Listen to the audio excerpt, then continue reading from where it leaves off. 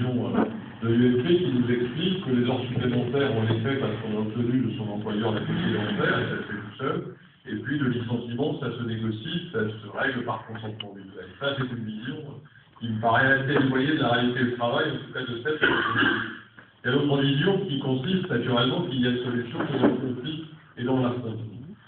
Et dans l'intervalle, il faut installer une autre vision, qui est celle justement de relations qui s'organisent autour de la présence syndicale et de la négociation.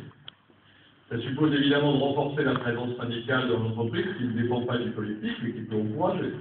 Crédit d'impôt pour ceux qui adhèrent au syndicat. Encouragement à mettre en place une représentation syndicale sur la matriculation ou sur la mutualisation dans les secteurs professionnels.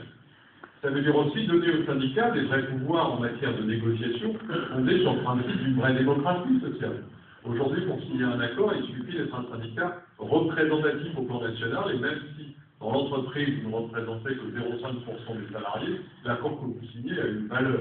La logique serait que les accords qui engagent les salariés, qui ont souvent des contreparties positives, parfois moins positives, ces accords ne puissent être signés que par des syndicats qui représentent la majorité des salariés. Et que cela vaille au plan local comme au plan national. Et qu'on fonde la représentativité syndicale sur l'élection. Et que l'élection détermine l'idée qu'un accord n'est valable que s'il est majoritaire. Ce sont des principes qui figurent dans le pacte de Ségolène Royal et sur ces points. Cette négociation, elle doit évidemment servir à quelque chose. Elle doit, je l'indiquer, servir à négocier ce donnant-donnant, progrès économique, progrès social indispensable de ce pays. Si on reste dans une logique dans laquelle les employeurs peuvent se comporter d'une manière qui ignore les droits des salariés, et à l'inverse, les salariés sont forcés de se battre dans des conditions qui fait de l'entreprise un adversaire, comment ce pays peut-il progresser? On dit donner de la matière à la négociation. C'est vrai sur les salaires. Ségolène s'est engagée à faire en sorte qu'il y ait une conférence sur les salaires et les revenus qui puissent ensuite se décliner dans les branches, et j'espère dans les entreprises, faire en sorte que les salaires, et notamment les bas salaires, puissent être négociés et progresser. Mais c'est vrai aussi sur l'ensemble des problèmes qu'on a évoqués, qui peuvent déboucher sur un licenciement, sur une fermeture d'entreprise, sur des suppressions d'emplois. La logique, je l'indiquais, c'est de faire en sorte, et c'est ce patron de proclamer, il faut faire en sorte que les aides de l'État, que l'intervention de l'État aille dans ce sens. C'est qu'une entreprise qui sait qu'elle va devoir adapter son organisation, son activité, à des menaces de concurrence, qu'elle peut demain envisager de supprimer. Je parle des métiers, des activités, je ne parle pas forcément de licenciés. Elle anticipe cette évolution-là. Et que si elle ne le fait pas, elle soit amenée à contribuer plus fortement au reclassement des salariés.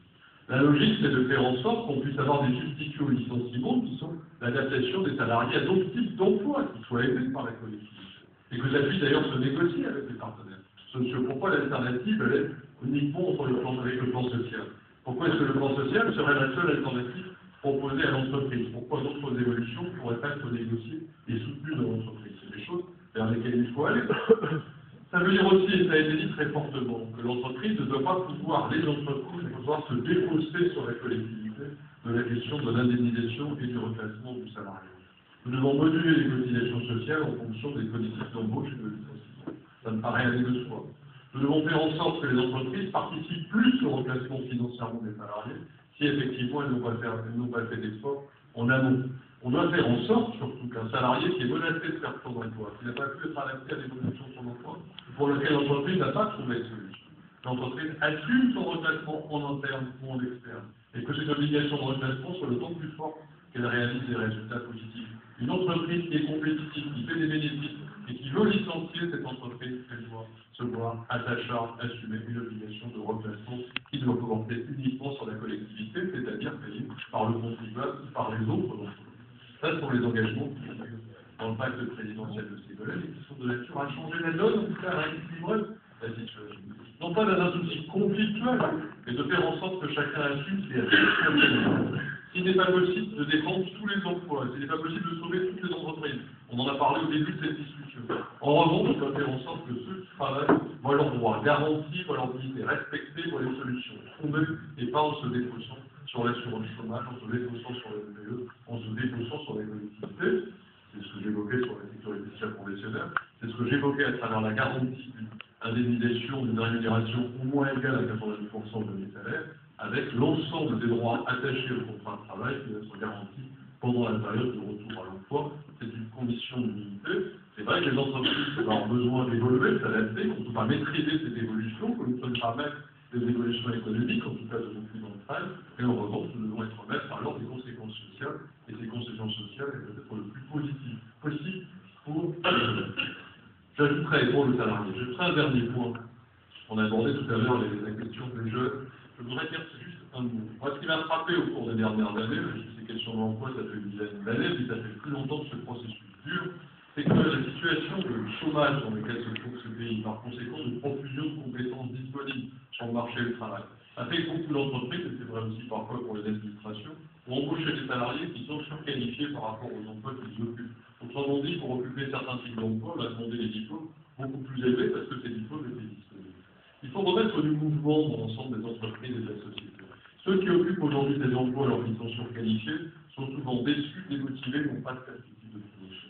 Par la négociation, par le recours à la formation, par la validation des acquis de l'expérience, par l'exercice du droit à la formation professionnelle reconnu à chaque salarié au vu de quelle était son expérience professionnelle. On doit pouvoir négocier un grand plan de qualification dans ce pays qui fasse hausser les qualifications et qui faisant hausser les qualifications, redonnant une perspective de promotion à ceux qui travaillent, libèrent aussi des emplois à d'autres niveaux qui peuvent être occupés par ceux qui sont moins qualifiés, soit des jeunes qui rentrent sur le marché du travail, soit des gens qui n'ont pas acquis les qualifications nécessaires et qui pourront les acquérir dans l'entreprise. Il faut remettre en mouvement cette société parce que ce qui nous frappe le plus, notamment dans les entreprises, c'est que ceux qui travaillent ont le sentiment qu'ils n'ont pas de perspective, ni sur les salaires, j'ai évoqué la question du pouvoir d'achat, ni sur la promotion professionnelle.